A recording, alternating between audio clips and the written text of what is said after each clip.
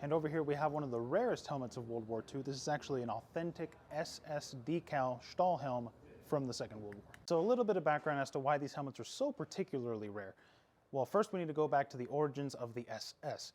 The SS, or the Schutzstaffel, were originally started as a bodyguard unit for Adolf Hitler himself.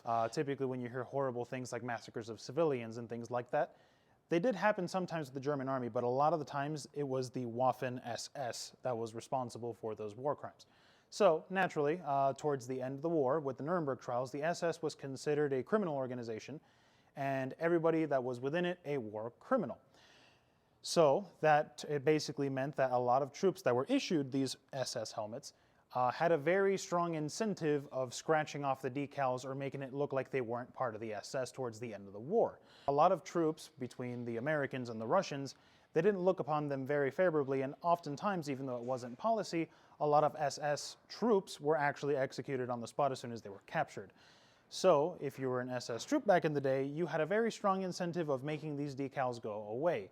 So you don't often find helmets with the SS runes still intact. Oftentimes, the helmets that did survive after the end of the war were denazified or refurbished into other helmets and had these decals stripped away. And if you were issued one, you had the very strong incentive of basically getting rid of those decals and blending in with the rest of the German army. So finding an original from World War II that still has those decals still intact is incredibly rare and is actually one of the more sought after helmets of the Second World War.